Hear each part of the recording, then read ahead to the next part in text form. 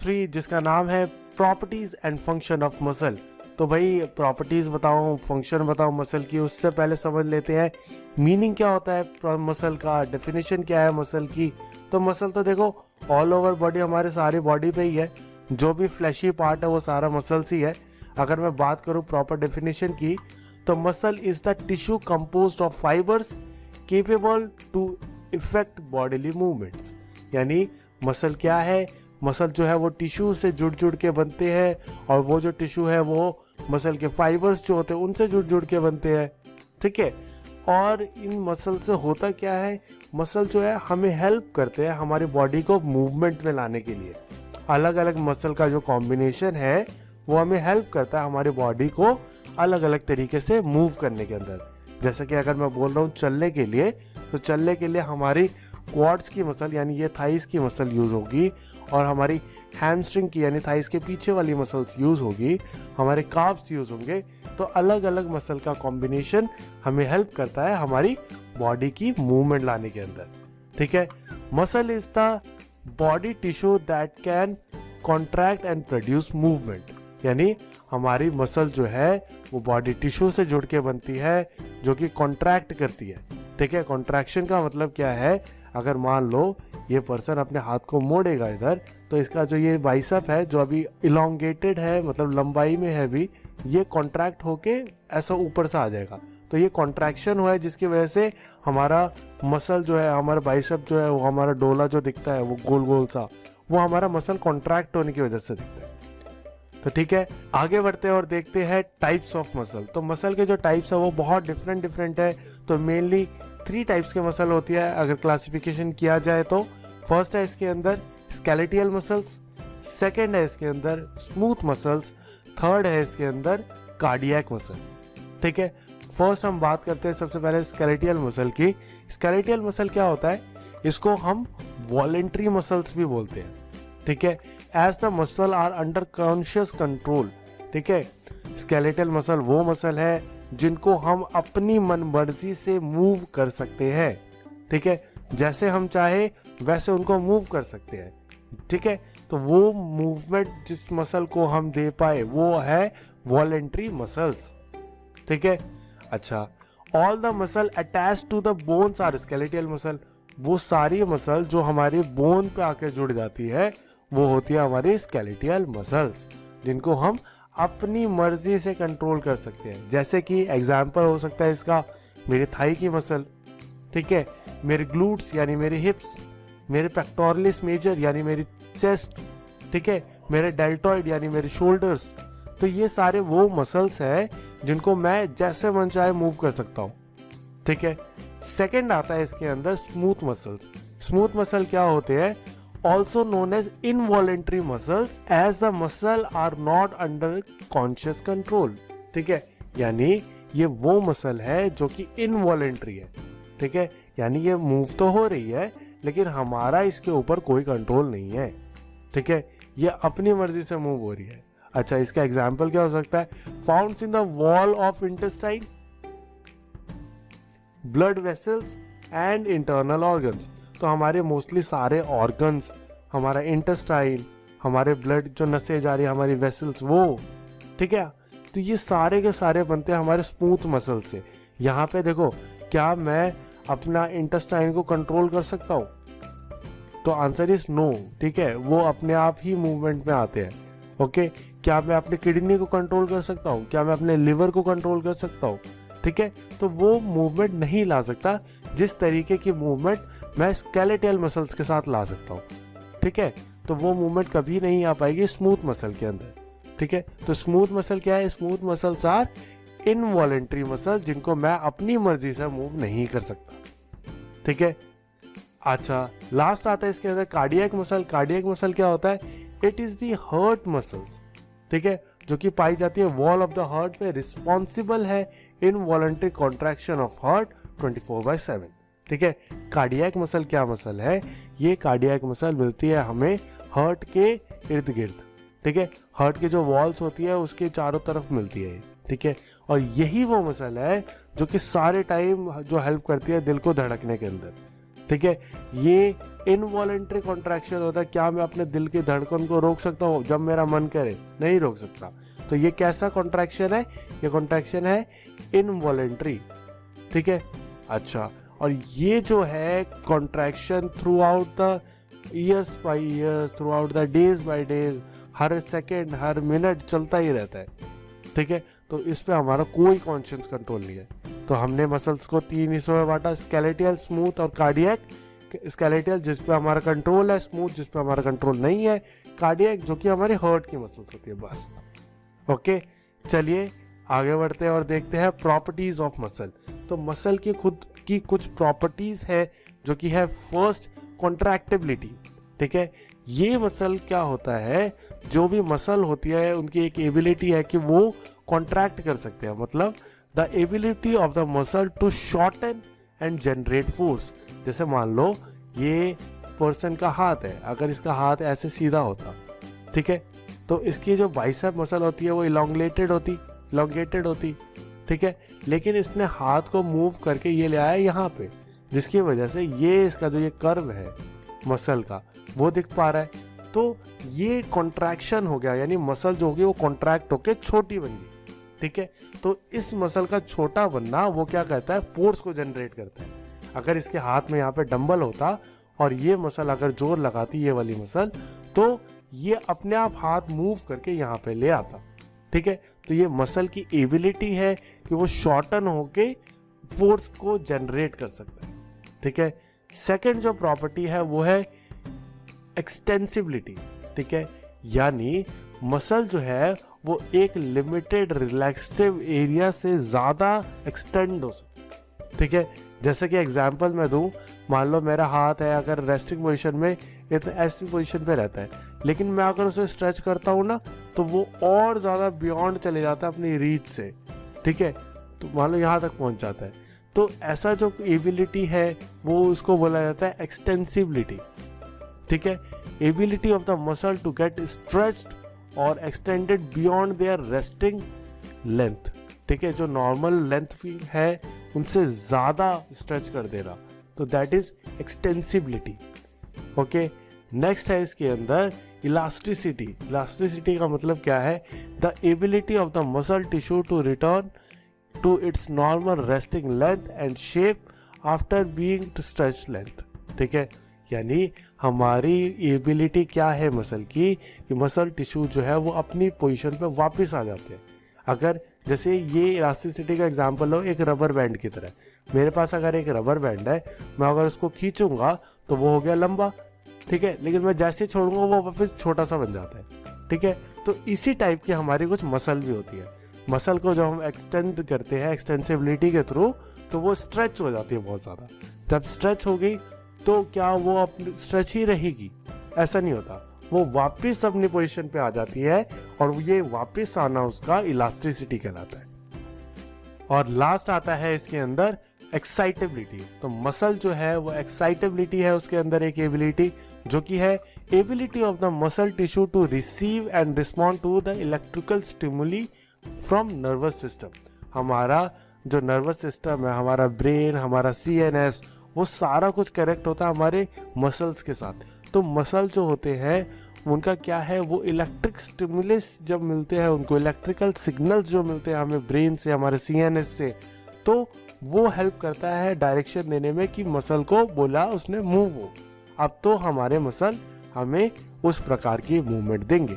That is excitability to receive and respond to the electric stimuli, यानी समझना, receive करना, उनके ऊपर रिस्पॉन्ड करना हमारे इलेक्ट्रिकल स्टिमुलेशंस को, ठीक है। तो रेस्पिरेटरी सिस्टम क्या है? It is the process of obtaining and using oxygen while eliminating the carbon dioxide, ठीक है। हम क्या करते हैं, हमें पता है हमारे इन्वायरमेंट के अंदर ऑक्सीजन ऑलरेडी प्रेजेंट है, ठीक है। हमारी बॉडी क्या करती है, ऑक्सीजन का इंटेक करती है, उसको यूज़ करती है और उसका जो वेस्ट प्रोडक्ट निकलता है एज कार्बन डाइऑक्साइड के फॉर्म में, उसको बाहर एलिमिनेट कर देती है। तो इस प्रोसेस को क्या बोला जाता है? रेस्पिरेशन बोला जाता है, ठीक है। अच्छा, human body continuously supply oxygen and after some chemical changes it use by tissue cells, ठीक है, होता क्या है, हमारी बॉडी को लगातार ऑक्सीजन की ज़रूरत पड़ती है। ऐसा नहीं है कि एक बार को हम खाने के बिना रह सकते हैं, लेकिन ऑक्सीजन के बिना नहीं रह पाएंगे। हमारे ब्लड सेल्स को, हमारे टिश्यूज़ को, हमारे एक एक सिंगुलर यूनिट को, यानी एक एक सेल को हमें ऑक्सीजन की ज़रूरत पड़ती ही पड़ती है।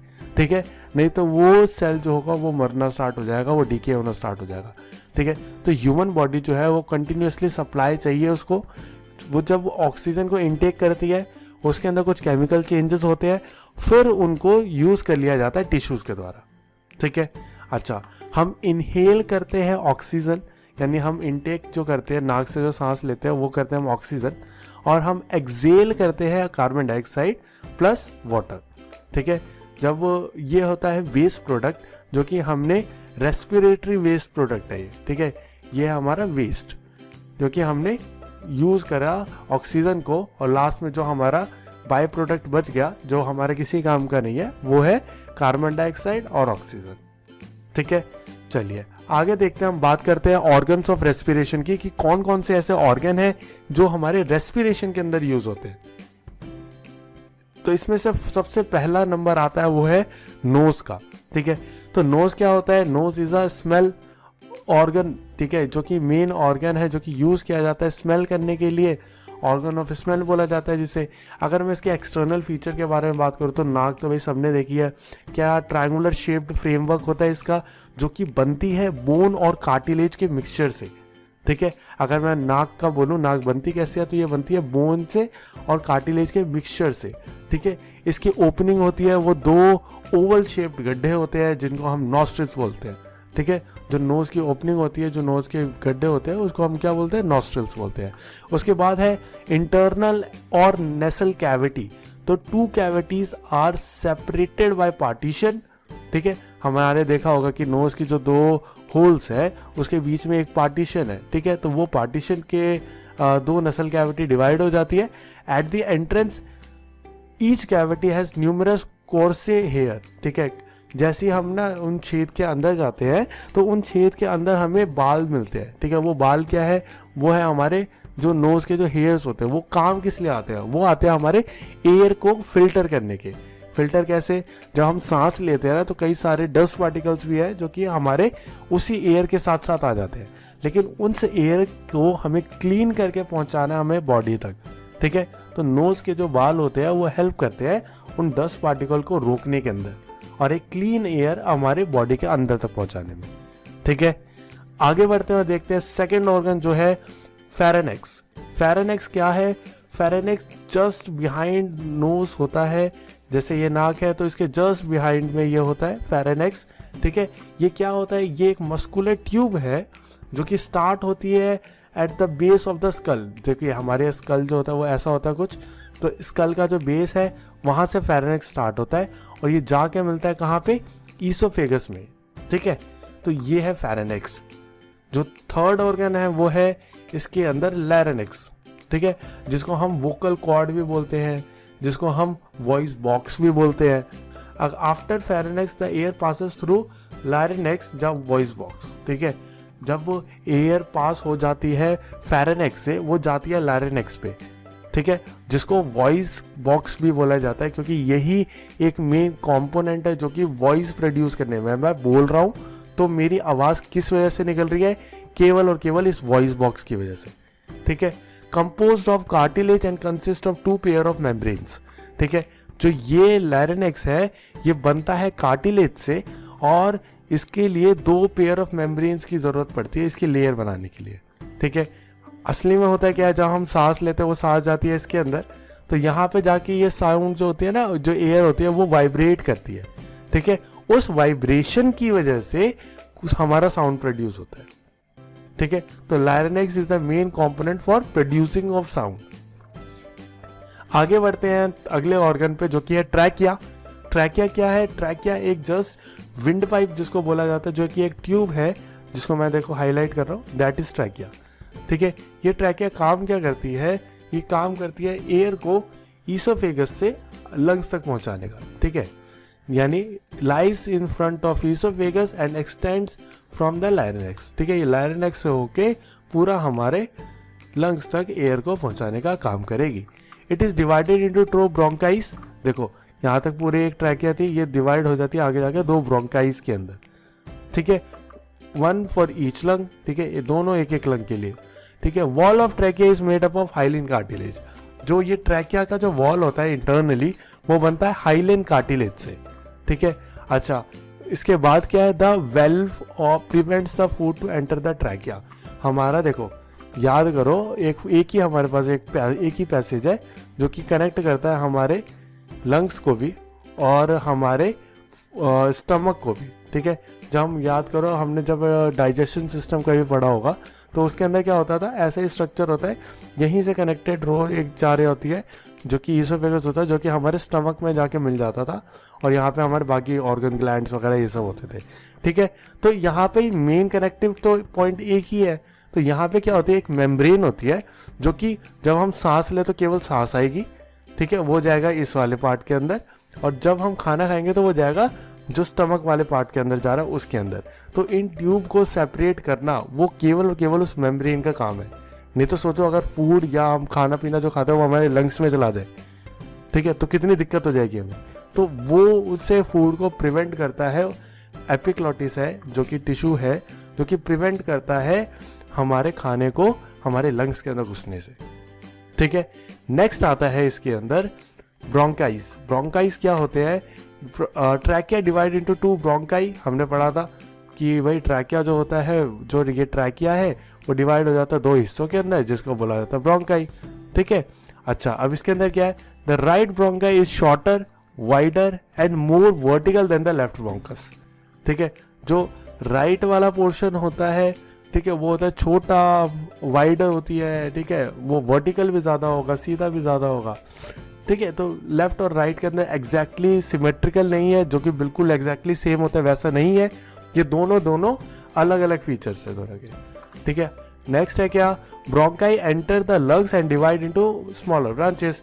जो ये ब्रोंकाई है जब ये लंग्स के अंदर एंटर करता है तो ये और छोटे छोटे पार्ट्स के अंदर डिवाइड हो जाता है, ठीक है।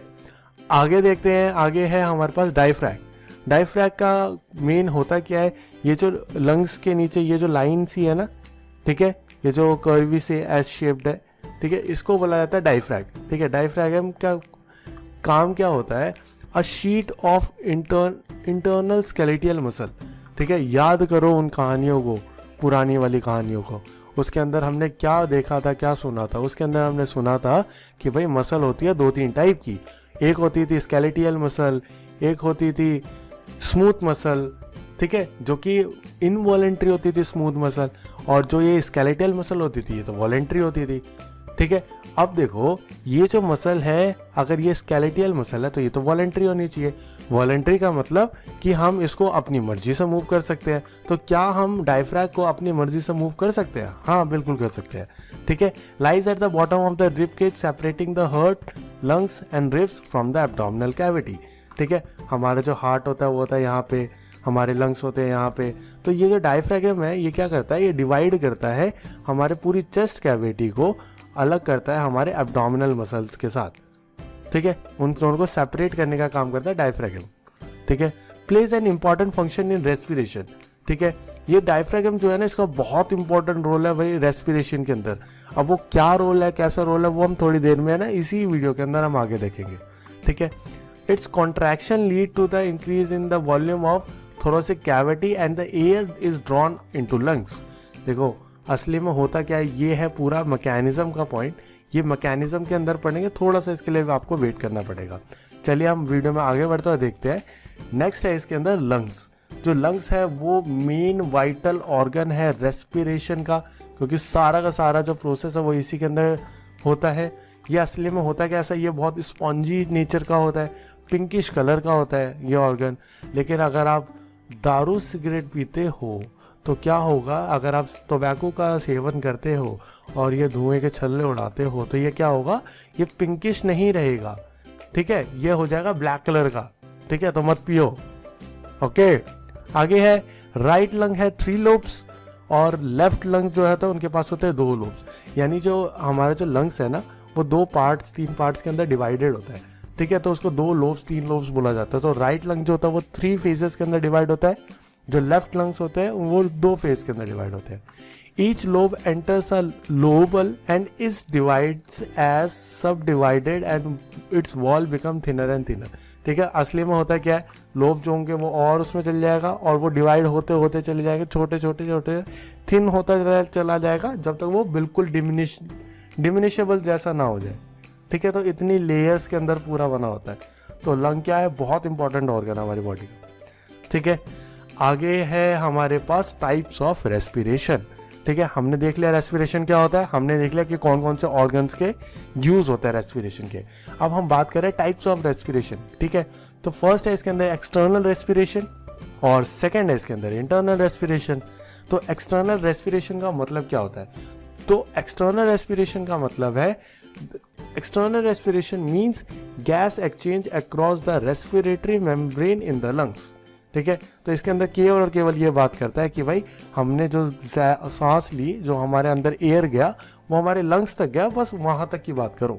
उसके आगे उसका ब्लड के अंदर मिक्स होना, ये होना, वो सब बात की कहानी है. ठीक है, उसको एक एक सेल तक पहुँचाना ऑक्सीजन को, वो सारा अलग है. ठीक है, वो भी है तो रेस्पिरेशन का ही पार्ट, लेकिन वो एक्सटर्नल रेस्पिरेशन का नहीं है. ठीक है, इट कंसिस्ट ऑफ 2 स्टेजेस. अगर मैं एक्सटर्नल रेस्पिरेशन के बारे में बात करूँ तो वो 2 स्टेजेस के अंदर होता है. फर्स्ट है इसके अंदर स्टेज 1 इज ब्रीदिंग. ठीक है, जिसके अंदर हम बात करेंगे intake of oxygen in the body and expulsion of carbon dioxide out of the body. ठीक है, अगर मैं बोलूँ एक्सटर्नल रेस्पिरेशन होता क्या है, एक्सटर्नल रेस्पिरेशन का मतलब है कि भाई O2 को अंदर आने दो हमारे सांस के अंदर, और जो वेस्ट प्रोडक्ट है CO2 उसको जाने दो बाहर.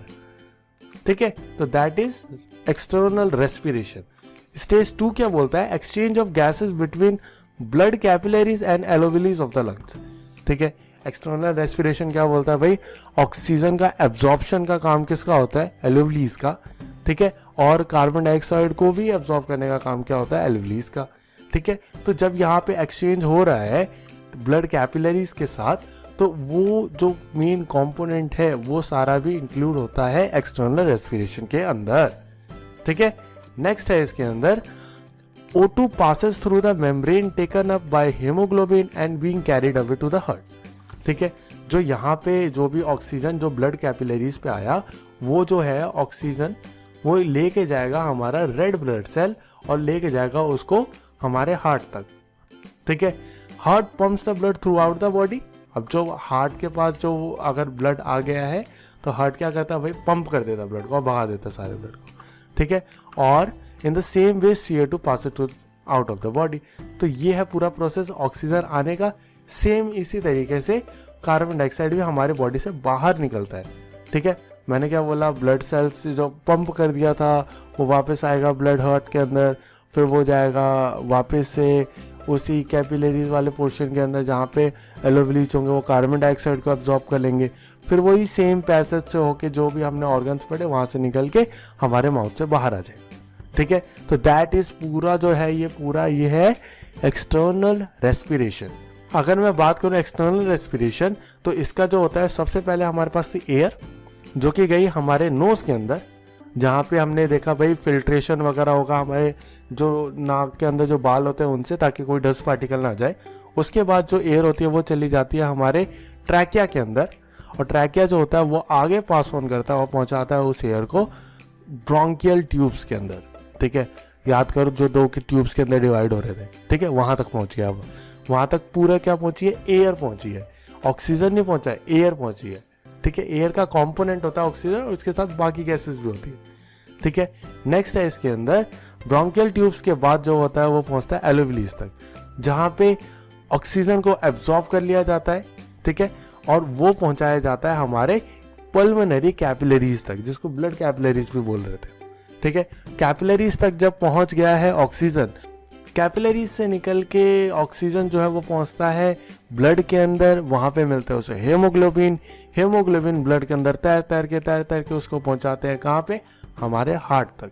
ठीक है, हार्ट क्या करेगा, उस ब्लड को पंप करेगा और उसे पहुंचाएगा हमारी पूरी की पूरी बॉडी तक. ठीक है, तो ये है पूरा सिस्टम. एयर, फिर हमारे नोज, फिर ट्रैकिया, फिर ब्रोंकियल ट्यूब, फिर एलोविली ने अब्जॉर्ब किया, वो पहुंचा कैपिलरीज तक. कैपिलरीज में मिले क्या, मिले हमारे ब्लड सेल्स जो कि है हीमोग्लोबिन वगैरह, वो कैरी करता है ब्लड को हार्ट के अंदर तक, और हार्ट से जाएगा वो पूरी की पूरी बॉडी के एक एक सेल तक, ठीक है, एक एक सेल तक। अब वहाँ से अब देखो यहाँ ऑक्सीजन जब यूज़ हो जाएगा तो उसका वेस्ट प्रोडक्ट भी निकलता है, तो वो सेम इसी पैसेज से वापस भी आ जाएगा, बॉडी से जाएगा हार्ट के पास, हार्ट जो होगा वहाँ से जो हो गए रेड ब्लड सेल वो प्रमोट करेंगे, उसको लेके जाएंगे कैपिलरीज, कैपिलरी से एलोवेली दोबारा एब्जॉर्व करेंगे, फिर ब्रोंकियल, ट्रैकिया, नोज, और फिर हवा जाएगी बाहर, ठीक है। तो this is the whole concept of external respiration. Okay, आगे बढ़ते हैं और हम देखते हैं इंटरनल रेस्पिरेशन। इंटरनल रेस्पिरेशन के अंदर क्या है? Internal respiration occurs when cells of the body and involves all body cells, not just the cell of the lungs, ठीक है। यहाँ पे क्या होता है, अगर मैं बात कर रहा हूँ इंटरनल रेस्पिरेशन की, यहाँ पे केवल और केवल लंग्स के बारे में बात नहीं है, उससे आगे की बात है, ठीक है। अब जो ऑक्सीजन जो था वो ब्लड लेके गया, वो बारी बारी से पहुंचाएगा ब्लड सेल के पास, ठीक है। और ये जो मसल सेल्स के बाद और ये जो सेल होंगे ऑक्सीजन का यूज़ कर लेंगे, साथ साथ हम अपना वेस्ट प्रोडक्ट छोड़ देंगे जो कि है कार्बन डाइऑक्साइड, ठीक है। आगे देखते हैं इसके अंदर functions of respiratory system. Respiratory system के अंदर कौन कौन से फंक्शंस होते हैं? तो फर्स्ट है इसके अंदर मैकेनिज्म ऑफ रेस्पिरेशन, कि हम समझेंगे कि भाई रेस्पिरेशन असली में प्रोसेस होता कैसे है, ठीक है। सेकेंड हम इसके अंदर देखेंगे इंस्पिरेशन क्या होता है और एक्सपिरेशन क्या होता है। आगे बात करते हैं मैकेनिज्म ऑफ रेस्पिरेशन की। मैकेनिज्म ऑफ रेस्पिरेशन के अंदर सबसे पहला आता है इनहेलेशन, ठीक है, यानी इनहेल करना, यानी एयर को अपनी बॉडी के अंदर लेके आना। अब अंदर लेके आना, बाहर छोड़ना, ये एक बहुत बेसिक कॉन्सेप्ट है डिफ्यूजन का, ठीक है। साइंस में जो हमने 10th क्लास में पढ़ा था उसके ऊपर बेस्ड है, लेकिन मैं उसको भी समझा देता हूँ होता क्या है असली में। देखो याद करो, मैंने बताया था डायफ्रैग जो है वो है कि स्केलेटियल मसल, ठीक है। ये जो ऑरेंज कलर का है ये है डायफ्रैग। इसकी मूवमेंट जो होती है वो होती है हमारे कंट्रोल के अंदर। अच्छा, और हमारा जो लंग है ना वो है एक बलून की तरह, ठीक है, जो कि है बहुत ही स्पॉन्जी सा, और साथ ही साथ बहुत ही क्या कह सकता हूँ, उसके अंदर बहुत ज़्यादा कैपेसिटी है, ठीक है। तो देखो अब क्या होता है, डायफ्रैग की जो मूवमेंट है वो हमारे कंट्रोल में है। जब हम सांस लेते हैं ना तो हम क्या करते हैं, डायफ्रैग को हम अंदर की तरफ खींचते हैं हमारी बॉडी, ठीक है। अब डायफ्रैग को जब अंदर की तरफ खींचा तो लंग्स के अंदर जो होगी वो जगह बच गई। देखो क्योंकि यहाँ तक अगर मैं प्रेशर बना कर रखूँ, यहाँ से मैं धक्का लगा रहा हूँ तो इसके अंदर तो हवा कम ही रहेगी। अब मैं इसको डायफ्रैग को उठा के मैं यहाँ पे ले आया, ठीक है, तो अब लंग को इतनी जो जगह मिल रही थी उसके अलावा अब वो यहाँ से यहाँ तक की जगह मिलेगी उसे, तो ये जो जगह है वो उसको मिल गई फालतू। अब इस फालतू जगह में जो और हवा आ सकती है, तो इसकी वजह से क्या हुआ, हमारा जो लंग है ना उसके अंदर की जो प्रेशर है वो कम हो गया, ठीक है। अंदर जब लंग के अंदर कम प्रेशर है और हमारे इन्वायरमेंट के अंदर ज़्यादा प्रेशर है, तो इन्वायरमेंट से जो एयर होगी वो अपने आप ही खींची चली आएगी लंग के अंदर, क्योंकि एयर का एक सिंपल कॉन्सेप्ट है, वो ट्रैवल करती है high pressure to low pressure के अंदर, जो कि कॉन्सेप्ट था डिफ्यूजन का जो मैंने बताया शुरुआत में, ठीक है। सेकंड क्या होता है इसके अंदर, एक्सेलेशन। अब क्या हुआ, देखो यहाँ पे तो क्या हुआ था, डायफ्रैग जो था वो नीचे खींचा हुआ था जिसकी वजह से लंग को बहुत ज़्यादा एक अच्छा स्पेस मिल रहा था और उसके अंदर हवा अपने आप भर रही थी, ठीक है। अब क्या करेगा, हम डायफ्रैग को पुश करेंगे, जोर लगा के पुश कर देंगे। अब क्या हो गया, लंग के पास अपने आप ही कम जगह बची है और यहाँ पे प्रेशर जो होगा वो बहुत हाई हो जाएगा, ठीक है।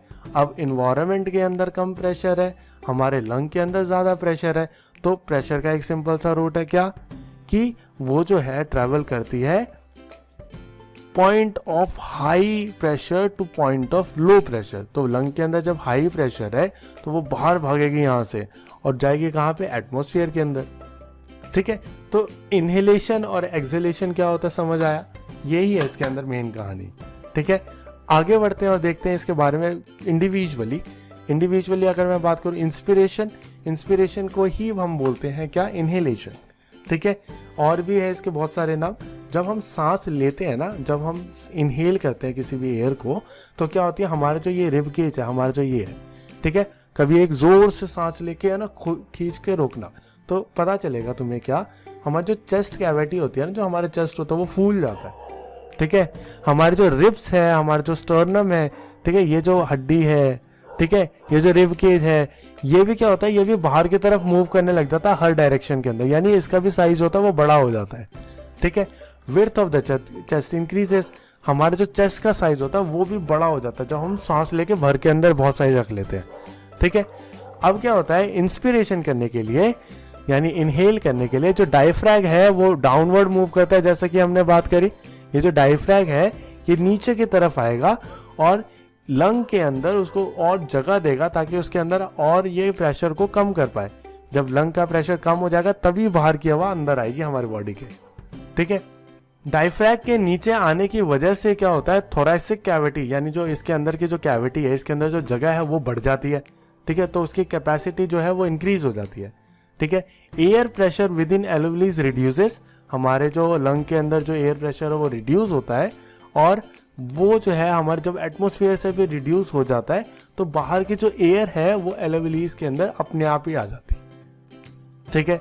तो ये था इनहेलेशन या इंस्पिरेशन, या मैं बोलूं इनहेल करना, सांस लेना। ठीक है। अच्छा, अब सेकंड है इसके अंदर एक्सहेलेशन। ठीक है, जिसको हम बोलते हैं एक्सपीरेशन। ठीक है, इसका मतलब सांस को बाहर छोड़ना। अब बाहर छोड़ने का भी मैकेनिज्म हमने देखा ही था। इसके अंदर क्या होगा, जब हम बाहर छोड़ेंगे तो हमारी चेस्ट कैविटी होगी वो वापस से श्रिंक हो जाएगी। ठीक है। हमारे जो रिब्स स्टर्नम है वो मूव करेंगे, अंदर की तरफ मूव करने लग जाएंगे, चेस्ट वगैरह। ठीक है। जो चेस्ट का जो साइज जो इंक्रीज हो गया था वो भी वापस से डिक्रीज हो जाएगा। ठीक है। यहाँ पे डायफ्रैगम का रोल क्या है कि ये जो डायफ्रैग है इसको है ना मूव कर देता अपवर्ड। ठीक है। जब हवा भर गई थी, ठीक है, हमारे लंग्स के अंदर, फिर जब डायफ्रैग जोर लगाएगा तो क्या होगा, वो प्रेशर जो होगा ना बहुत ज्यादा बढ़ने लग जाएगा लंग के अंदर। ठीक है। अब जैसे ही इंक्रीज हो गया प्रेशर तो एयर जो है वो पागल हो जाएगी, वो बोलेगी भाई इतने सारे लोग एक जगह पे, कोरोना हो जाएगा, भागो यहाँ से। तो वो भागेगी भागेगी भागेगी और निकल के आ जाएगी कहाँ पे, खुली हवा में, यानी हमारे इन्वायरमेंट के अंदर। ठीक है। जो थोरैसिक कैविटी है डायफ्रैगम के अपवर्ड आने की वजह से वो कम हो जाती है। ठीक है। हमारी थोरैसिक कैविटी है वो है इतनी। ठीक है। अब इतना जब जोर लगा के एक मसल ने इसको इतना धक्का लगा दिया तो अपने आप ही इसके पास कम जगह बची है। ठीक है। अच्छा, air pressure within the lung increases and become greater force than atmosphere. जब क्या होगा, जब वो पुश करेगा डायफ्रैगम तो क्या होगा, लंग के अंदर जो प्रेशर बहुत ज़्यादा इंक्रीज हो जाएगा एटमॉस्फेयर के मुकाबले, तो वहाँ के जो अंदर जो एयर है वो बाहर भागने की जगह ढूंढेगी। ठीक है। अच्छा, लास्ट है इसके अंदर, air goes out from lungs into the atmosphere.